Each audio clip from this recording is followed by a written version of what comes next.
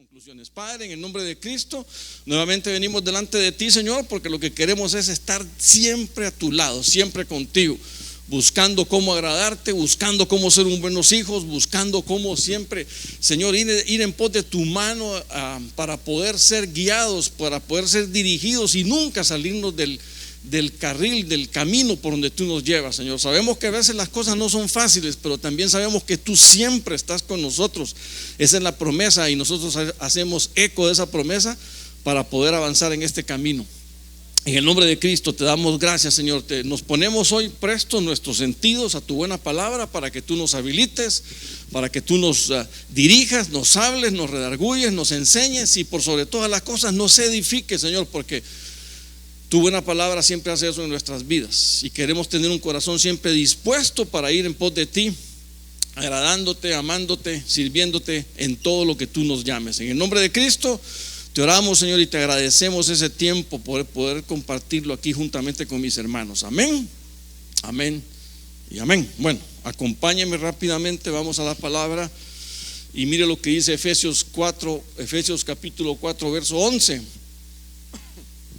Dice, y él mismo, hablando de nuestro Señor Jesucristo, constituyó a unos apóstoles, a otros profetas, a otros evangelistas y a otros pastores y maestros, a fin de perfeccionar a los santos para la obra del ministerio, para la edificación del cuerpo de Cristo, hasta que todos lleguemos a la unidad de la fe y del conocimiento del Hijo de Dios, a un varón perfecto, a la medida de la estatura de la plenitud de Cristo. Amén. Se recuerda que el lunes pasado de nuestra reunión, ¿verdad? Hace 15 días que la tuvimos, pero el lunes anterior hablamos acerca de la barba de Aarón, ¿verdad? Aquella barba que en la Biblia simboliza madurez y que esa madurez es la que hace fluir la unción del Señor. Pero no solo eso, sino que a través de esa madurez también fluye todo el conocimiento sacerdotal y que ministra a todos los que están al borde de la vestidura del sumo sacerdote. Bueno, empezamos a hablar de todo eso, de todo lo que fluye a través de esa barba, que en realidad es la madurez del creyente. Pues a mí me quedó eso de la madurez ahí siempre penetrado. ¿Por qué? Porque si hay algo que tú y yo debemos de avanzar es en avanzar en madurez, avanzar en el crecimiento.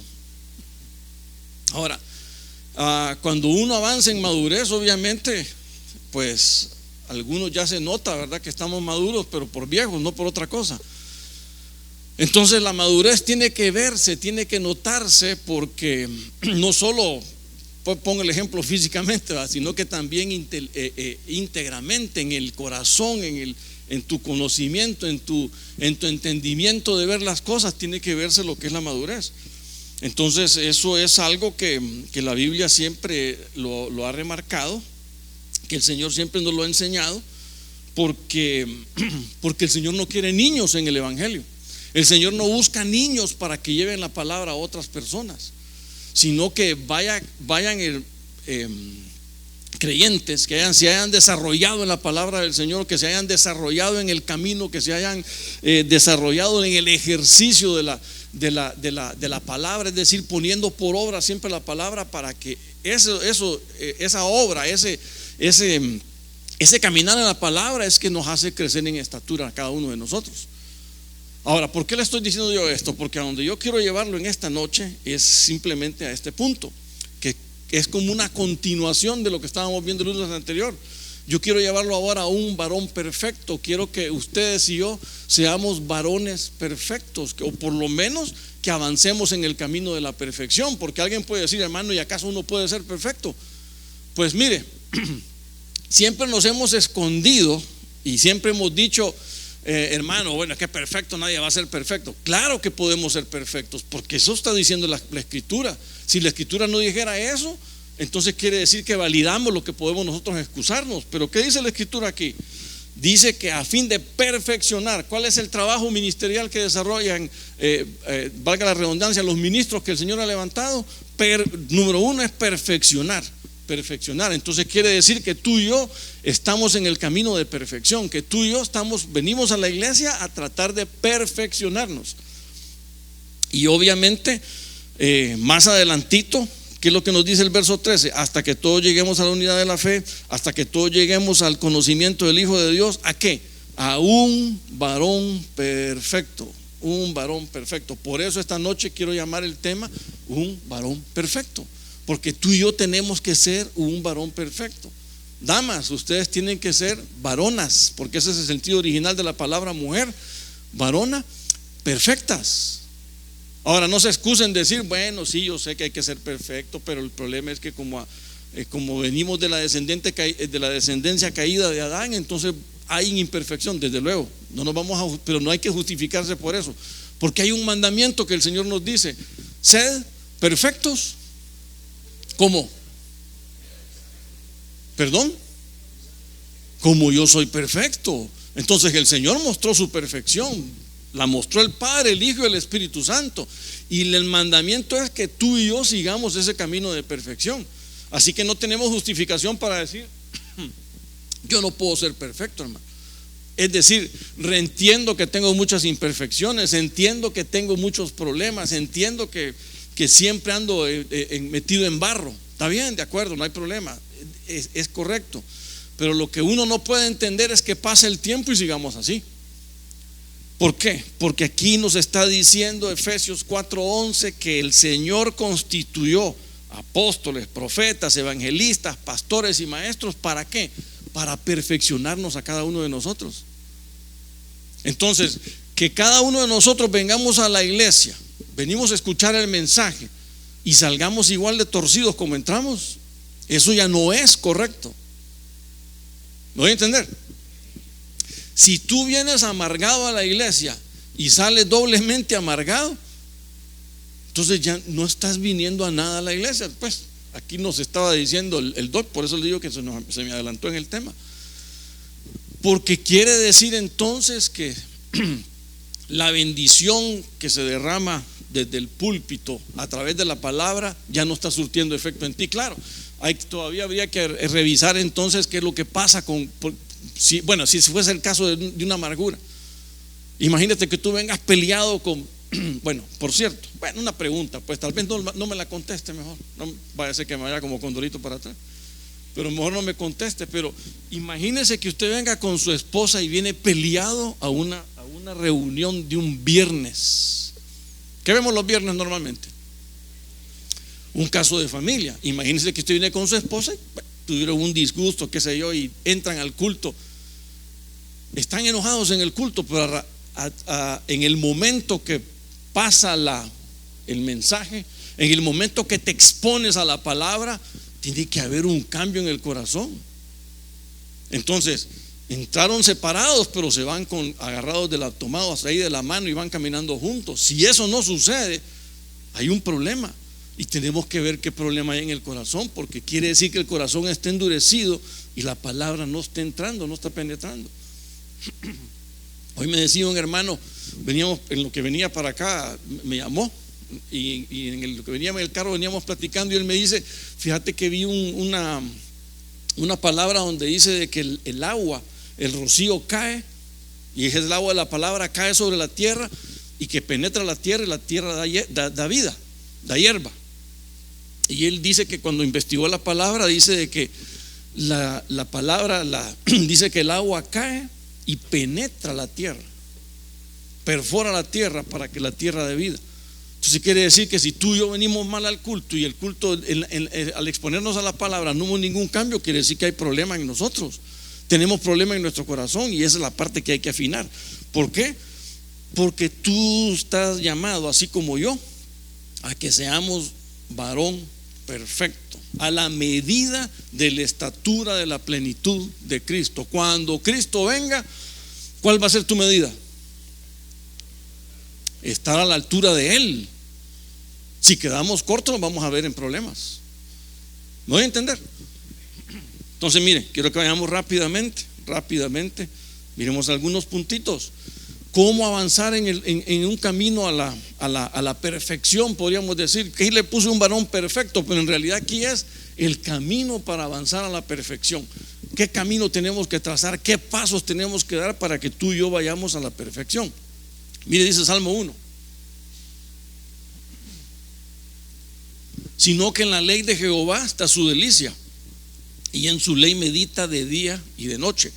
Será como árbol plantado junto a corrientes de agua, que da su fruto a su tiempo y su hoja no cae, y todo lo que hace prosperará. Entonces, ¿qué es lo primero que yo veo acá? Lo primero es que tenemos que tener constancia, un tiempo constante con Dios. Lo que nos hablaba ahí Blas, por eso que la próxima lo dejo de último. Entonces, ¿qué es lo que tenemos que hacer? Bueno, ya lo preguntó él, pero se lo repito yo. ¿Tenemos tiempo con Dios?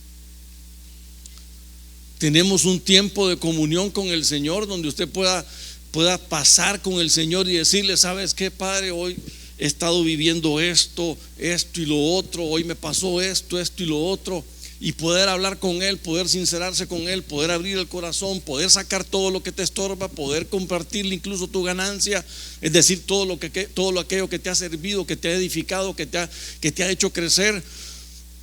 Cuando nosotros tenemos ese tipo de cosas con el Señor, entonces el Señor dice: bueno, aquí hay un punto bien importante. Dice de que hay delicia, es decir, la delicia tuya y mía de poder estar delante del Señor. Eso es como cuando tú estás compartiendo con alguien. No sé si algún día usted ha tenido una reunión, ha tenido una plática con alguien y dice: bueno, ya es hora, tenemos que partir. Y de repente usted dice: bueno, me hubiera gustado estar más tiempo, pero ya no puedo. ¿Le ha pasado eso alguna vez? Me hubiera gustado haber compartido un poquito más, pero ya no hay tiempo. Eso que te suceda con el Señor. No que, como dice el Doc, a veces abrimos la Biblia y cuando vemos esas genealogías ahí en el libro de los Crónicas, y uno dice: esta genealogía, por cierto, cuando yo empezaba a leer la Biblia y miraba todas esas genealogías, me las saltaba.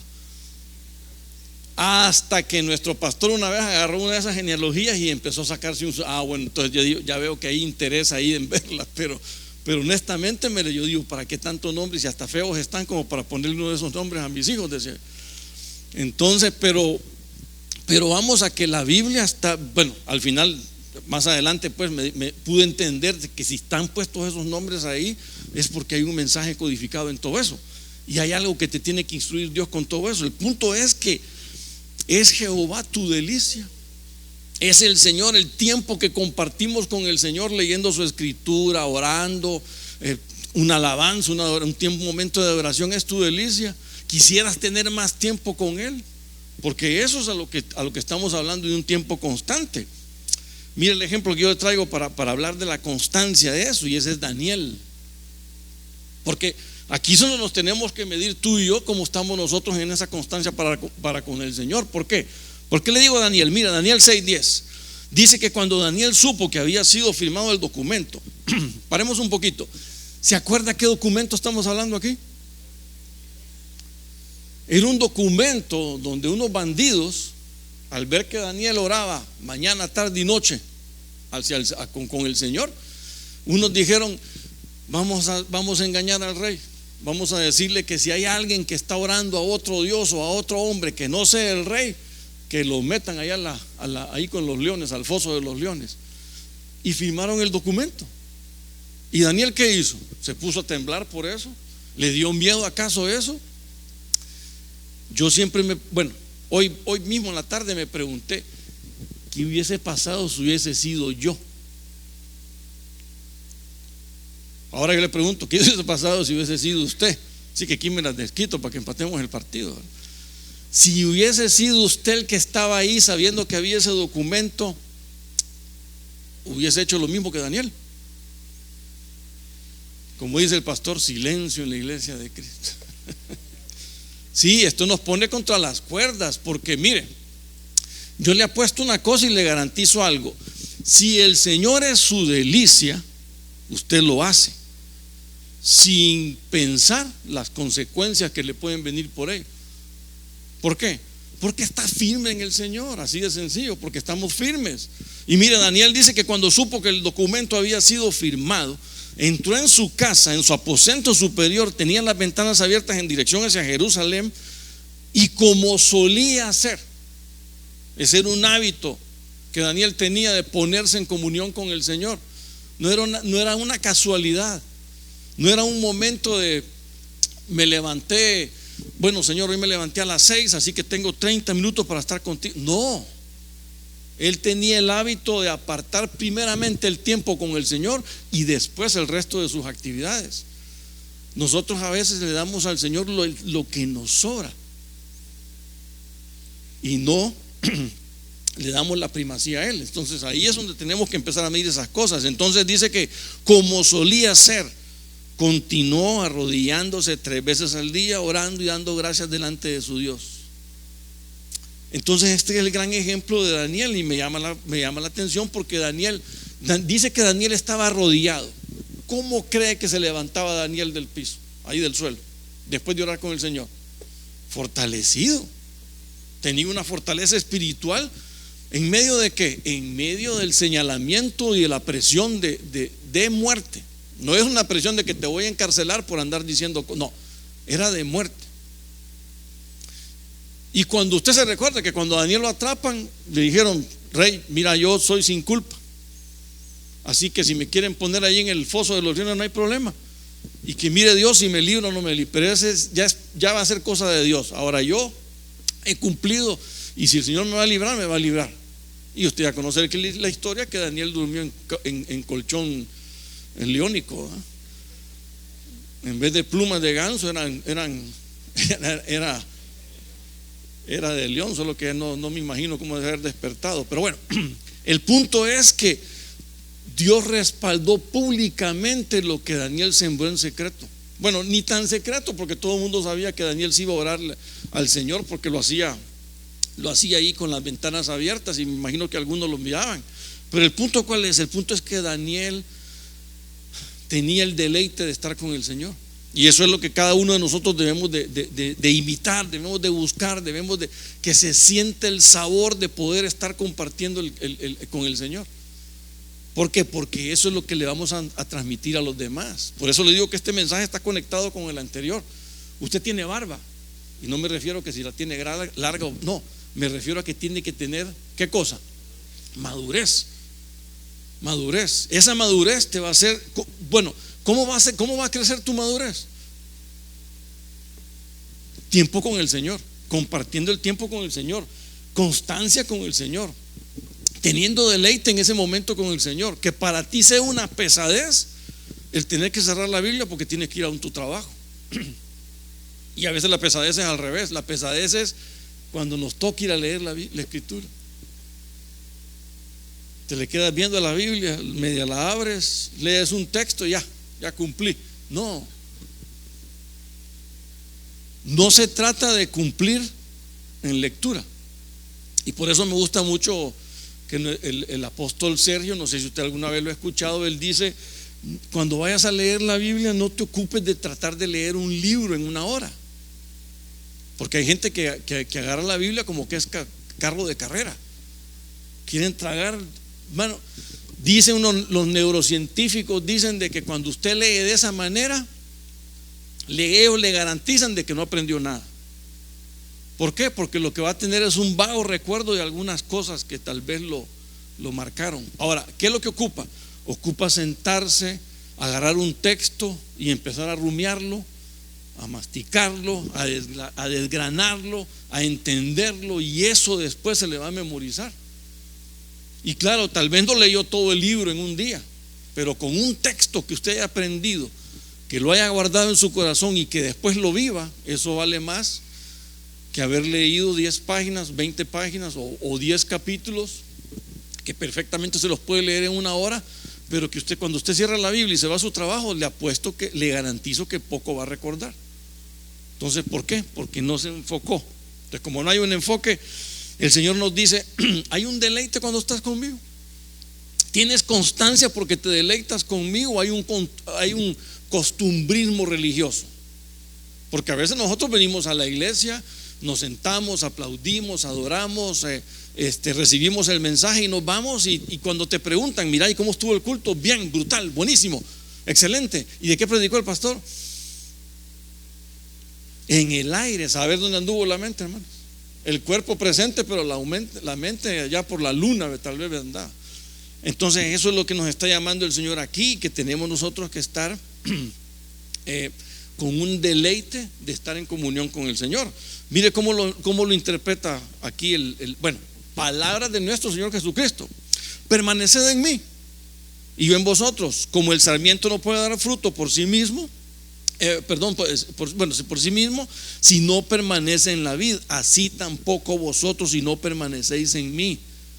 Yo soy la vid, vosotros los sarmientos. El que permanece en mí y yo en él, ese da mucho fruto, porque separados de mí nada podéis hacer. Entonces, ¿se da cuenta lo que dice el Señor? No pasemos tan rápido por esos textos, porque el Señor claramente nos dice: el que permanece en mí, el que permanece en mí, el que es constante en una comunión, el que es constante en el estudio, el que es constante el venir a mí y contarme sus secretos o sus caídas, sus victorias, lo que sea, pero el que se mantiene siempre cerca de mí, ese que permanece en mí, da mucho fruto. Entonces aquí la pregunta es: ¿cómo vamos a crecer para ser un varón perfecto? Siendo constantes en nuestra comunión con el Señor. Que la comunión con el Señor sea tu deleite. Repito, que te dé pesar el momento en que tú digas: Señor, tengo que cerrar la escritura porque tengo que ir a hacer a mi trabajo, a hacer un movimiento ahí, qué sé yo, con los niños, con la familia. Pero cuando vuelva yo agarro algo ahí, o cuando cuando voy a hacer las filas a un banco o algo, tener algo para poder leer, para poder estar en comunión, para poder estar en conexión. Claro, algunas veces te van a decir: usted parece fanático, puro loco ahí leyendo todo eso. Pero ¿qué importa que te llamen fanático? ¿O te molesta que te lo digan así? Pues espero que no, porque en el cielo eso es lo que vas a pasar haciendo de todos modos. Mejor empezar aquí ahorita para poder centrarnos en el Señor y poder avanzar en Él. Entonces, ¿cómo dio frutos Daniel? Permaneciendo, siendo constante en la relación con el Señor, aún a pesar de las amenazas que tenían en contra. Entonces, ese es el punto. ¿Cómo dio frutos Daniel? Entendiendo que separado de Dios nada se puede hacer. Si tú y yo entendemos que separados del Señor nada podemos hacer, lo que vas a querer siempre es estar con el Señor. A donde quiera que vayas, vas a querer estar con el Señor. Amén. Y eso es lo que nosotros tenemos que buscar. Entonces, la estatura del varón perfecto, ¿cómo la conseguimos? Se desarrolla en comunión con el Señor. Ahora, más adelantito dice en Hebreos 13:17. Vamos a ver. Ahí está. Obedeced a vuestros pastores. Nuevamente, obedecer a vuestros pastores y sujetados a ellos. ¿Verdad que algo nos está diciendo el Señor? ¿Cómo decías, Alexis? Confirma. Obedeced a vuestros pastores y sujetados a ellos, porque ellos velan por vuestras almas como quienes han de dar cuenta. Permitidles que lo hagan con alegría y no quejándose, porque eso no sería provechoso para vosotros. Fíjese que no habla de que no sería provechoso para ellos los pastores, sino que para nosotros no es provechoso que el pastor se ande quejando de usted o que se queje de mí. Ese anciano como Gerardo, Dios mío, mejor no tengo ninguno. ¿Se imagina que el pastor esté diciendo eso? O a esos discipuladores que tengo yo en la iglesia, Dios mío, mejor no tener. Entonces nosotros tenemos que estar sujetos a nuestro liderazgo para poder desarrollar una función. Entonces esa es sujeción a la autoridad. Y entonces la madurez, entienda algo, bueno, o digámoslo directamente, porque estamos hablando del viaje a la perfección. La perfección no se alcanza por medio de la rebeldía. ¿Usted ha visto algún rebelde siendo perfecto? Por supuesto que no. Si más bien son marcados como niños, son marcados como gente inmadura, son marcados como aquellos que no quieren tener ninguna relación con nadie, porque ellos quieren sobresalir en todo. Entonces no se trata de eso. Cuando hablábamos de la barba de Aarón, dice que esa desciende. Quiere decir eso, que es símbolo de autoridad delegada. Ahora, aquí me llama mucho la atención que, porque cada uno de nosotros tenemos cierta autoridad que nos ha sido delegada. Sabe que, si bien es cierto, el doc dijo, la autoridad en el discipulado es obviamente la del anfitrión.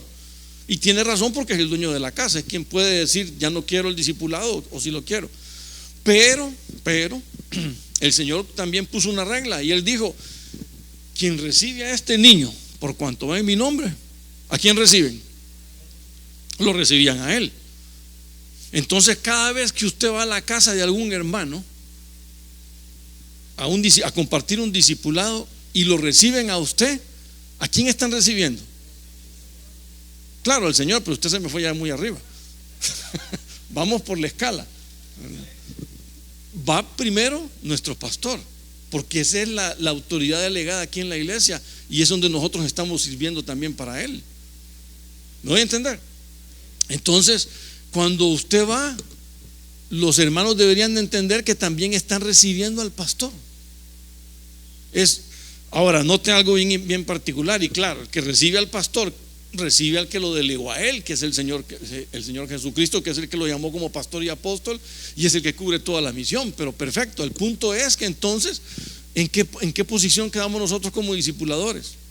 En que al ser recibidos nosotros, lo están recibiendo a Él, y al recibirlo a Él reciben al Señor. El punto es que cuando nosotros llegamos, ¿a quién está representando usted?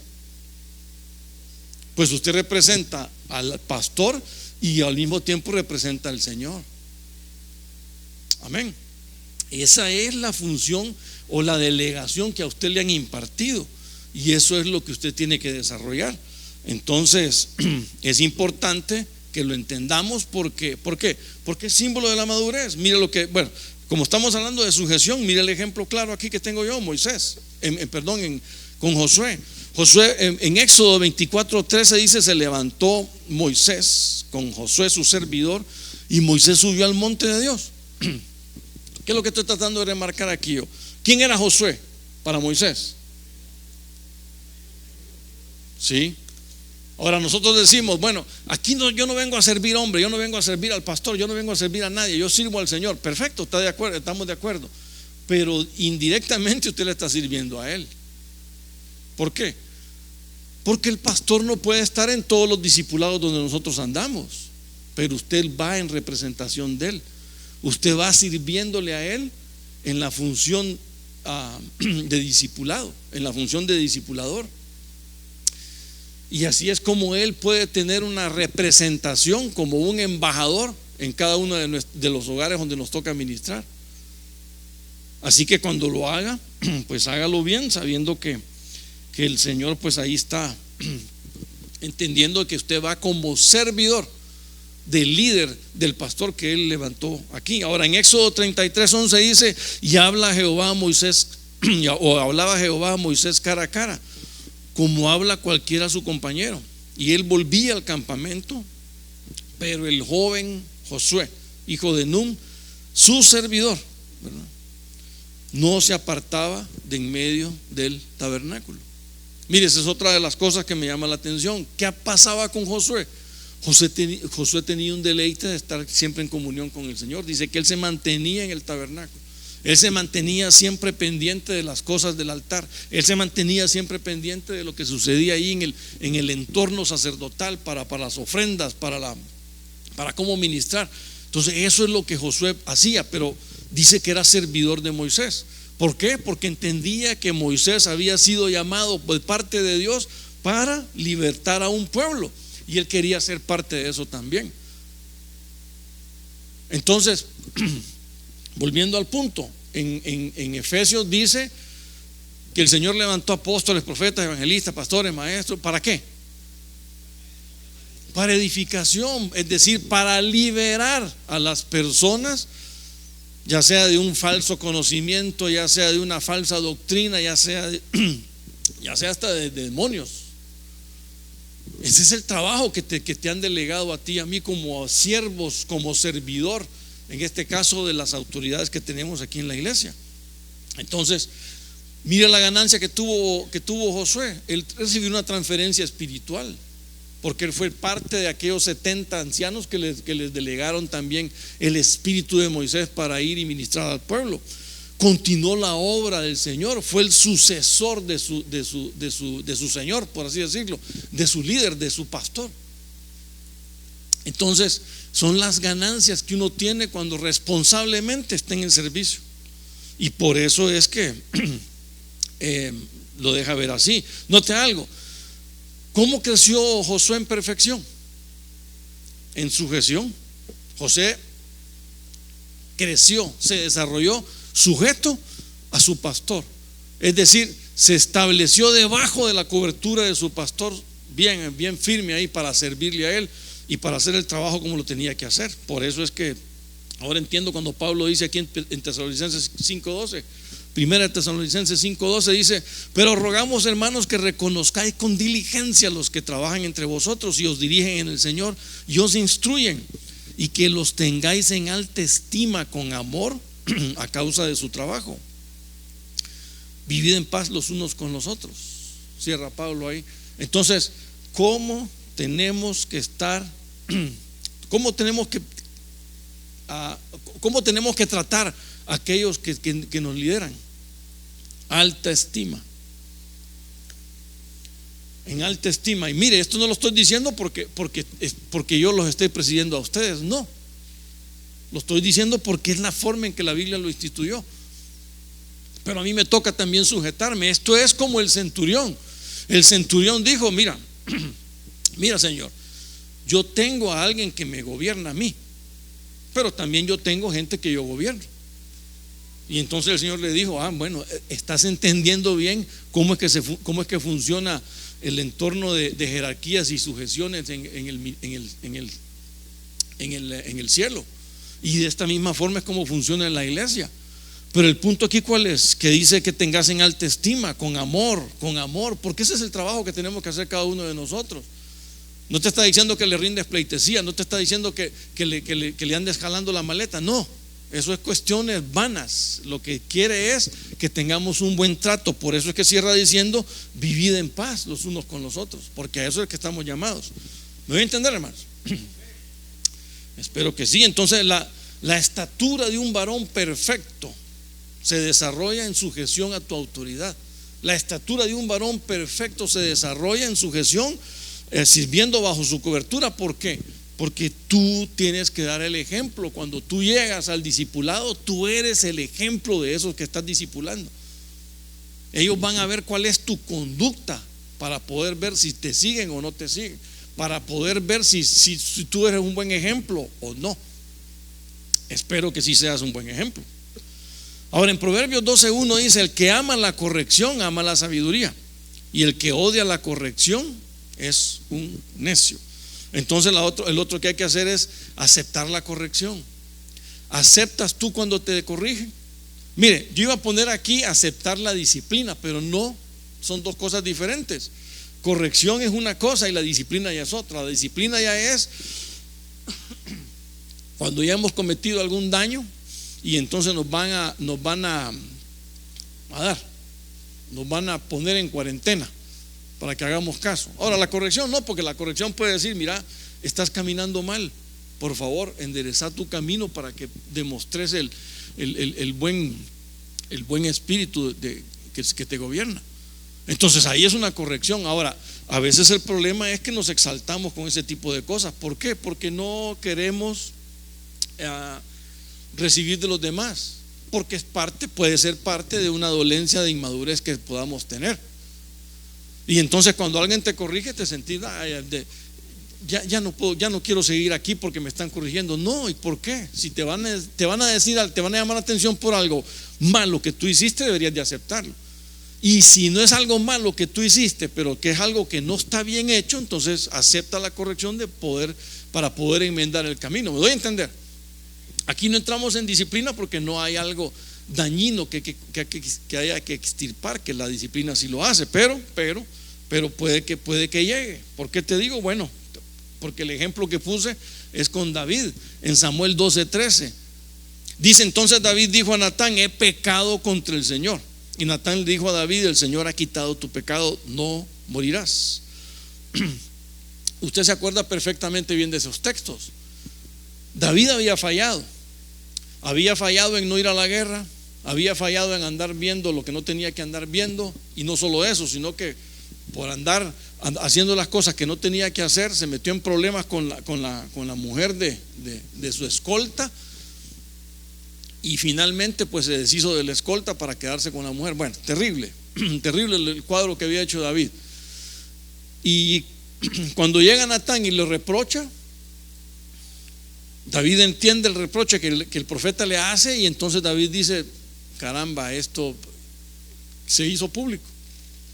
Se hizo público, y David dice: ni modo, tengo que reconocerlo, he fallado, Señor, te fallé. ¿Y usted sabe cuál era la sentencia por la falla de él? La muerte. Pero ¿por qué la sentencia en la muerte? Porque él mismo la había decretado. Él dijo: este hombre le quitó la corderita al vecino. No, hombre, ese tipo tiene que morir, porque es nefasto lo que él hizo, y se estaba autocondenando. Y por eso es que cuando el Natán le dice: pero rey, el problema eres tú. Entonces el hombre ya tuvo temor, porque había un juicio que él había decretado que había que cumplirse. Entonces, por eso ahí dice: el Señor ha quitado tu pecado, no vas a morir, pero eso sí, alguien tiene que pagar. Y ahí es donde entra el hijo. El punto, ¿cuál es, hermano? ¿Dónde lo quiero llevar yo con esto? El punto es que Natán confronta al rey y lo lleva al punto de decir: pequé, fallé, me desgracié la vida yo solo, está bien, no hay problema, pero ahora ¿cómo salgo yo de esto? Entonces aquí entra en aceptar la corrección, porque note algo: él era el rey. ¿Se da cuenta de eso? Que ya no había más nada arriba de él, y que el rey saliera a donde están todos sus súbditos y a su pueblo y decir: pucha, el rey se voló a su escolta por quedarse con su mujer. ¿Qué te parece? ¿Te imaginas la demás gente comentando el asunto? Claro, no fue tan público pues, pero vamos a que él tenía una vergüenza interior por todo lo que había hecho, porque hizo fracasar también su propia familia con su hijo. Y entonces ahí viene el problema. Entonces ahora el resultado, ¿cuál es de aceptar esa corrección de parte de Dios y de parte del profeta que lo señaló? Pues que hubo restauración, que hubo misericordia, y no solo eso, sino que el Señor le regaló un legado firme, porque el hombre pudo restaurarse, y cuando durmió, todo lo que él planificó se desarrolló por medio de su hijo Salomón. Entonces vamos al punto: hay que aceptar la corrección, hay que ser humildes. Esa es parte de la madurez que tenemos que tener, esa es parte de la perfección por el camino que debemos de andar. Y por eso dice Hebreos 12:11 que al presente ninguna disciplina parece ser causa de gozo, sino de tristeza. Sin embargo, los que han sido ejercitados por medio de ella les da después un fruto apacible de justicia. ¿Le ha tocado alguna vez que lo disciplinen? O bueno, vámonos por la parte más suave, que lo corrijan. Y lo ha recibido la corrección humildemente. Porque aquí prácticamente nos está diciendo, claro, aquí el texto habla de disciplina, ¿verdad? Que no parece causa de gozo, sino que de tristeza. ¿Sabe? La disciplina del Señor o la corrección que el Señor quiere hacer en nuestra vida, claro que no es causa de gozo, sino que más bien de tristeza. Pero no es una tristeza para liquidarte, no es una tristeza para matarte. El Señor no quiere verte afligido o desanimado, al contrario, quiere animarte, pero para eso tiene que corregirte, y humildemente nosotros tenemos que aceptar esa corrección. Entonces cuando viene esa tristeza, la tristeza es para que tú des ¿qué? Fruto de arrepentimiento, y puedas girar 180 grados y cambiar el rumbo y poder corregir tu camino con el Señor. Amén. Entonces eso es lo que nosotros debemos de buscar siempre. Entonces aún en medio de una corrección, de una disciplina, va a haber siempre un crecimiento, porque bueno, dice aquí claramente que después de la angustia, después del dolor, después del problema, hay fruto apacible. Y eso es lo que el Señor quiere en ti y en mí, que seamos fructíferos. Amén. Ahora, acompáñeme a Mateo 25:21. Su Señor le dijo: bien, siervo bueno y fiel, en lo poco fuiste fiel, sobre mucho te pondré, entra en el gozo de tu Señor. Entonces, ¿cómo más escalamos para ir a una perfección, a ser un varón perfecto? Un servicio fiel. ¿Es un fiel servidor usted? Sí, en serio. Cuando le toca servir, ¿está puntual ahí en el día que le toca servir? ¿O usted es de los que dice: ay Dios, ya es viernes, mañana sábado me toca ir al discipulado, ¿qué hay con esta lluvia? Ay, no, yo voy a decir que no voy, o que lo hagamos virtual. Cualquier parecido, simple coincidencia, ¿verdad? No, pero espero que no seamos así, sino que tenemos que siempre estar dispuestos al servicio. Yo sé que algunas veces estamos cansados, yo sé que algunas veces por algún problema podemos estar desanimados, pero hermano, si no es al Señor a quien podemos servir fielmente, ¿a quién más le vamos a hacer? ¿O por quién más lo vamos a hacer? Dígame. Me gusta mucho, un pastor una vez dijo que después de un gran evento, póngale que hubo una campaña de evangelista. Bueno, esto lo dijo un hombre que estaba acostumbrado a campañas evangelísticas grandes, donde habían miles de personas. Dice que cuando todas esas personas se iban, él sentía una especie de soledad, pero que al principio se afligía, y después entendió que esa soledad que él sentía era porque el Señor como que quería estar con él. Eso es lo que él interpreta, es lo que él vio. Entonces dice que después de los eventos grandes de evangelismo, entonces él se iba aparte y se iba a orar. Y los amigos ahí, los que trabajaban con él, le decían: mira, ¿por qué mejor no oras antes para que el evento sea una bendición? Si yo lo hago, les oro antes, pero ahora me he acostumbrado a orar después, porque me siento como solo, a pesar de que ustedes están aquí conmigo, pero yo sé que el Señor me está llamando, porque quería estar siempre con el Señor. Entonces, ¿qué entendí yo? Este hombre es más que fiel en su servicio. Bueno, ya está con él, ya está con el Señor, pero eso es lo que yo pude entender de él. Era un hombre fiel en su servicio. Cuando tú y yo somos fieles en el servicio al Señor, es decir, cuando no te guste ni siquiera porque está lloviendo, porque está cayendo nieve, qué sé yo, hermano, si cae nieve, pues agarre un vaso y se la va comiendo en el camino. Pero no dejemos de servir al Señor. Como aquí nunca cae nada, ¿verdad? Entonces, por cualquier caso, entonces hagamos eso. Pero el punto, ¿cuál es? El punto es que vayamos a servirle al Señor. Bueno, escribía yo aquí: la madurez es evidencia ¿de qué? De una fidelidad constante para el Señor. El camino a la perfección es una evidencia de que tú estás fielmente siempre sirviendo al Señor. Y ¿sabes qué? No es porque le quiera servir por emociones, porque yo entiendo que alguna vez uno se emociona. Y mire, y le voy a dar un ejemplo de una emoción. Una vez vino un hermano, me dijo: hermano, yo quiero ir al discipulado. No, era un discipulado lejos. Y yo le dije: mira, el discipulado queda muy retirado, no sé si te va a salir bien estar viajando para allá. No, hermano, a mí el Señor me dio un carro que yo voy, que pongo. Allá como a los 2 meses ya volvió el hermano a decirme: fíjate que ya no quiero ir al discipulado. ¿Y qué pasó? ¿Qué pasó? ¿Se le acabó la gasolina al carro? No, se le acabó la emoción a él, porque cuando ya vio que era muy distante, que había que pasar mucho tiempo viajando y regresando, ya no le gustó. Pero se lo había advertido desde un principio. Casi que le digo: no, ahora te quedas. No, pero como esto no es a la fuerza, entonces le dije: no, está bien, no hay problema, vamos a buscar a alguien del lugar que se encargue. Pero vamos al punto. No actúe por emoción, actúe porque hay fidelidad en servir al Señor. La emoción se le va a acabar, pero no, la fidelidad no se le va a acabar nunca. Y aunque usted no tenga el ánimo de ir, usted va a ir, porque sabe que es su responsabilidad. Bueno, déjeme preguntarle algo rápido. ¿Alguna vez ha tenido ganas de no orar o de no leer? O sea, una desgracia completa para el evangelio. ¿Le ha pasado eso? Sí, claro, creo que todos hemos andado por ahí, hermano. Todos. Y el que diga que no, Le volamos la lengua por mentiroso.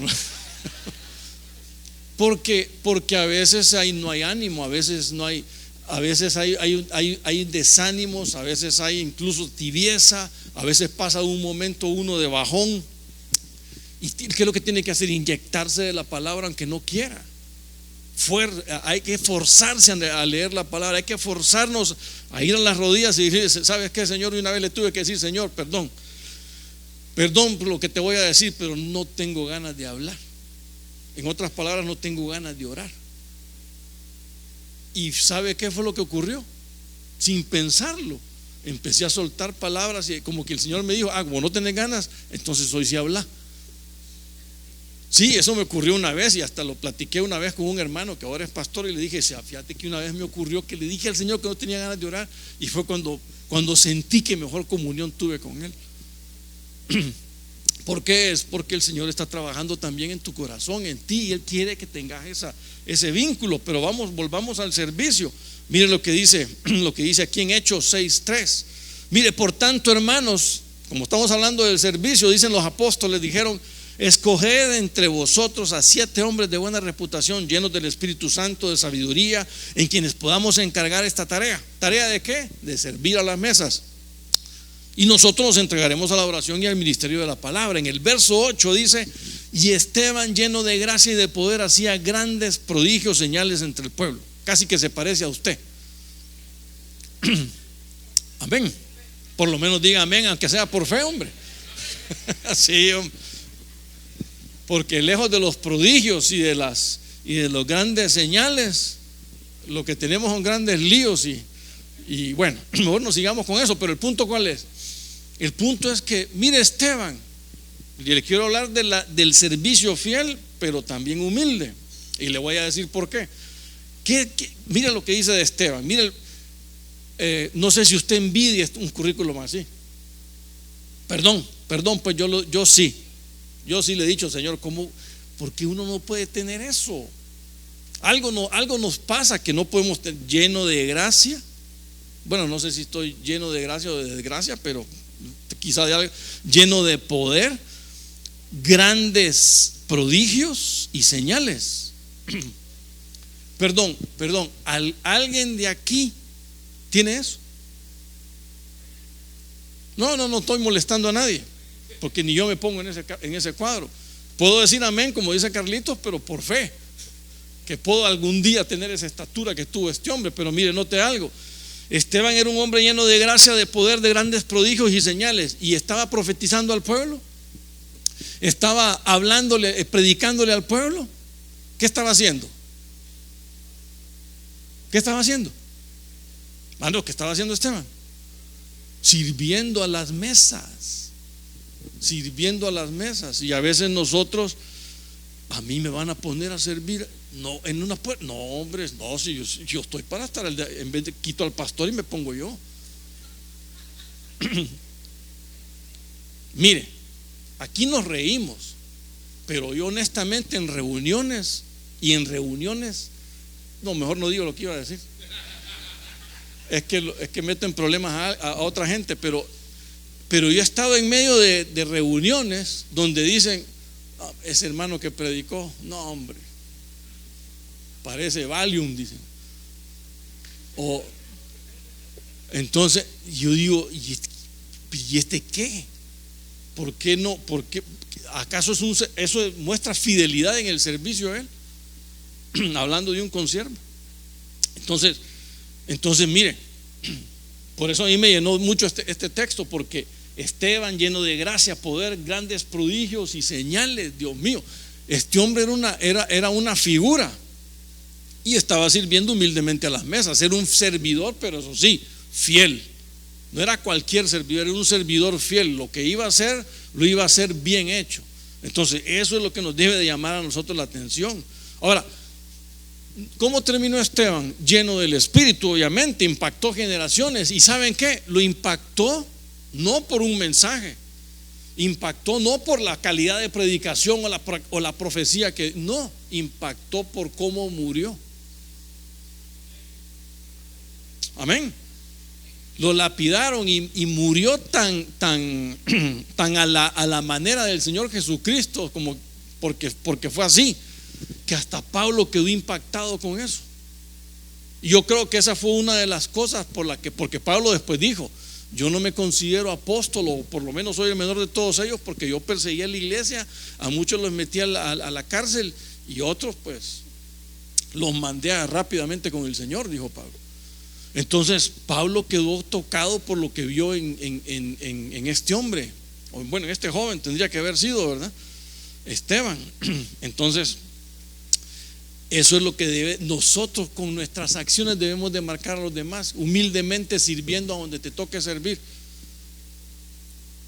esperando cuando te toque ser llamado, cuando te toque ser levantado. Imagínate, lleno de gracia, poder y grandes prodigios. Mire, ya me quedé trabado en este texto, pero el punto es que nosotros apenas tenemos un discipulado. Ahora, bueno, hermano, perdón, yo no voy a servir ahora en el parqueo, porque yo soy discipulador y no puedo estarme asoleando. Yo no puedo ahora servir en baño de niños, porque es una tragedia estar ahí. Ahora yo soy discipulador, yo tengo que no. Tenemos que entender que tenemos que ser fieles en nuestro servicio. Amén. Fieles en nuestro servicio. Primera de Corintios 4:2 dice: ahora bien, se requiere que los administradores, ¿qué es usted? Un administrador de un bien, de un don, de un talento que el Señor ya le dio para ir al discipulado y trabajar ahí, y que cada uno sea hallado fiel. Así que no hay mucho más que poder decir aquí. Tú tienes que ser fiel en el servicio que le prestas a nuestro Señor Jesucristo. Amén. Por sobre todas las cosas, entender que se lo estamos haciendo a Él. Cuando tú vas a un discipulado a compartir la palabra ¿de quién es? ¿Perdón? Claro, es que si es la tuya, mejor ni vayas, ahí sí. Si es tu palabra, mejor ni llegues. Vas a hacerle un gran favor a los oyentes. Pero si es palabra del Señor, tienes que ir con ánimo. Así sea que está la anfitriona con Firulais ahí, no hay problema. Siempre sale Firulais allá a relucir. Qué barbaridad. Bueno, es que hasta hace falta verlo en la foto. En Gálatas 5:16 digo pues, andad por el Espíritu y no cumpliréis el deseo de la carne. Quinto punto, y aquí voy terminando. Viviendo en el Espíritu. ¿Cómo más vamos a caminar a ser un varón perfecto? Cuando tú y yo vivimos en el Espíritu. Cuando tú y yo le permitimos al Espíritu que trabaje en nuestra vida, en nuestro corazón, nuestros pensamientos, nuestras acciones, que moldee todo lo que tú y yo hacemos en la vida. ¿Por qué? Pues porque de ahí, si usted sigue leyendo más adelante, ahí habla de todos los problemas que nos trae la carne. Entonces por eso Pablo dice aquí: andad por el Espíritu. Y cuando tú andas por el Espíritu, no va a haber manera de que cumplas el deseo de la carne. Cuando tú andas por el Espíritu, no va a haber manera de que la carne se te meta entre las cejas y te cambie el rumbo. No, porque ya el cerebro lo vas a tener blindado con el Espíritu de Dios. Y entonces no le vas a dar cabida a las cosas que no tienen que tener cabida. Entonces la madurez espiritual, la perfección, el varón perfecto, ¿cómo crece? No se mide en reacciones o obras, porque la carne sí reacciona, pero el espíritu medita y responde. ¿Me voy a entender? La persona que es espiritual no se deja ir de un solo es decir, en una respuesta, en una reacción, en una acción, no, sino que piensa lo que va a hacer, piensa antes de actuar, no actúa y después piensa. Porque entonces ahí tenemos que ir a corregir problemas. Entonces, ¿qué hace alguien que vive en el Espíritu? Tiene una vida ordenada. ¿Por qué? Porque el control la hace Dios y no, bueno, tengo que ir avanzando rápido porque ya estamos terminando. Y no la persona. Entonces, mire el ejemplo rápido. José, en Génesis 50:20. Mire José cuando enfrentó a sus hermanos: vosotros pensasteis hacerme mal, pero Dios lo tornó en bien, para que sucediera como vemos hoy y se preservara la vida de mucha gente. Ahora pues no temáis, yo proveeré por vosotros y por vuestros hijos. Los consoló y les habló cariñosamente. ¿Cómo les hubiera hablado a usted a un par de delincuentes que lo vendieron como como que lo vendieron como esclavo y que después ni modo, pues allá como lo venden como esclavo lo meten al calabozo sin tener ningún mal, a ver, si había cometido ningún mal injustamente, pero claro, después cuando lo restauran ya es el príncipe, ya es casi que el rey de Egipto. Pero ¿cuál es el punto? Cuando se enfrenta con aquellos que le hicieron el daño, ¿cómo actuó José? ¿Cómo actuó aquel hombre que la Biblia reiteradamente dice y Jehová estaba con él? Claro, imagínate que dice que les habló cariñosamente. De una buena insultada creo que no se hubieran bajado si hubiese sido, bueno, por lo menos yo. No, usted yo sé que creo que no hubiera sido muy diferente, pero bueno. Pero el punto ¿cuál es, hermanos? El punto es, ya en serio, es los consoló y les habló cariñosamente. ¿Cuál es el ejemplo aquí de José? Hermano, con su acción salvó a su familia, cumplió el propósito eterno que el Señor quería para con él. Pero el punto es que Josué, viviendo en el Espíritu, él pudo realmente hacer eso con su familia, con sus hermanos. Y eso es lo que nos debe de llevar a nosotros a entender algo. Tenemos que aprender a vivir en el Espíritu. No tenemos que dejar que la carne reaccione, porque la carne hace obras, pero son obras negativas, son obras malas. El Espíritu da fruto, la carne obras y el Espíritu fruto. Eso lo tenemos en Gálatas capítulo 5. Así que no se puede perder usted de eso. Pero el punto es que cuando usted vive en el Espíritu, entonces va a empezar a dar el fruto. Y uno de los frutos es lo que el cariño, el amor con que Él los trató después de haber sido maltratado por ellos. Amén. Y finalmente, para cerrarlo, Santiago 1:19 dice: y en esto sabéis, no sé por qué está fallando la pantalla, pero bueno, vale que estamos terminando ya. Esto sabéis, mis amados hermanos, pero que cada uno sea pronto para oír, tardo para hablar y tardo para la ira, pues en la ira del hombre no obra la justicia de Dios.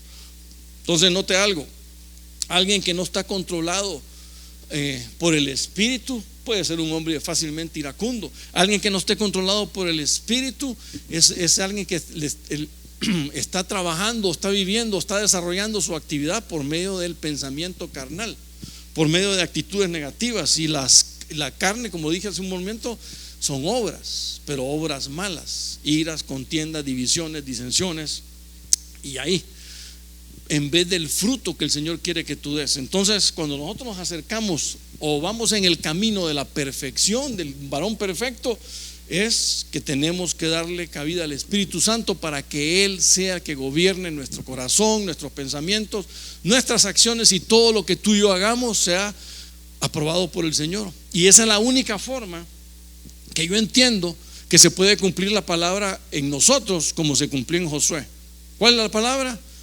Jehová estaba con él. Sabes que Josué estuvo viviendo en el mundo, literalmente en el mundo, en Egipto. Dice de que estaba con Faraón como figura del diablo, pero Jehová estuvo siempre con él. Siempre el Señor lo apoyó, siempre el Señor lo victorió. Entonces eso es lo que nosotros tenemos que buscar. Amén y amén. Entonces un varón perfecto. Nosotros estamos puestos para alcanzar esa perfección. Y por eso pongo este señor ahí, que aparte de la barba larga de la responsabilidad del hombre que él tuvo, alcanzó el camino de la perfección también. Pero ¿cómo lo logró? Bueno, lo logró por un tiempo constante con Dios, así como Daniel pasaba meditando mañana, tarde, noche, que obviamente la comunión con el Señor era su deleite, sujeto a las autoridades, porque ese era el ejemplo que él tenía de lo que tenía que desarrollar, así como Josué, que era servidor de su pastor, ¿verdad? Igualmente aceptaba la corrección, así como David, no porque era el rey, él decía: no, aquí nadie más me tiene que decir nada porque aquí yo soy el rey. No, entendió que había cometido un pecado y que tenía que corregir el camino.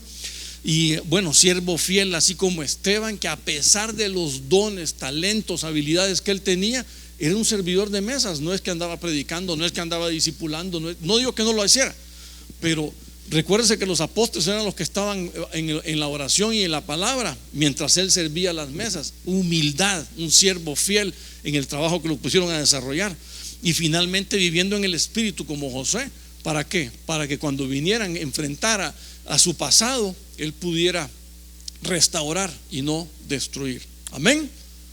Amén y amén. Padre, en el nombre de Cristo, gracias te damos, Señor, por este buen tiempo en tu palabra y porque tú nos permites poder estar aquí reunidos. Esto de hecho lo hacemos por causa tuya, porque queremos crecer, queremos ser varones perfectos y queremos ir en pos de ellos, Señor. Sabemos que esa perfección, esa estatura de perfección la vamos a alcanzar tarde o temprano. Por lo menos cuando tú estés ahí estaremos presentes para ti, Señor.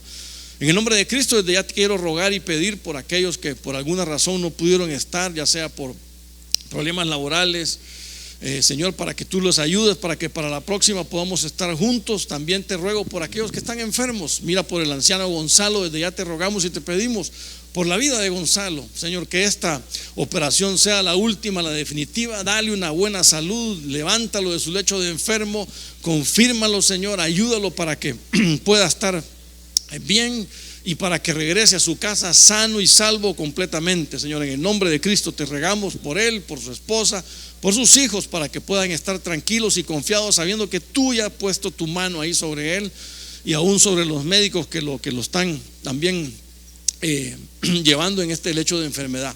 Así que te rogamos por él y por todos los hermanos que a través de alguna enfermedad no han podido estar aquí. Dale salud, da provisión, da llenura, Señor, que tu Santo Espíritu nunca nos falte, que siempre nos lleves en el camino del bien y por sobre todas las cosas siempre estemos siempre presentes para ti, Señor, siendo fieles servidores tuyos. En el nombre de Cristo Jesús, llévanos con tu bien, con tu bendición, apartados del mal, llenos siempre de tu Santo Espíritu. Amén.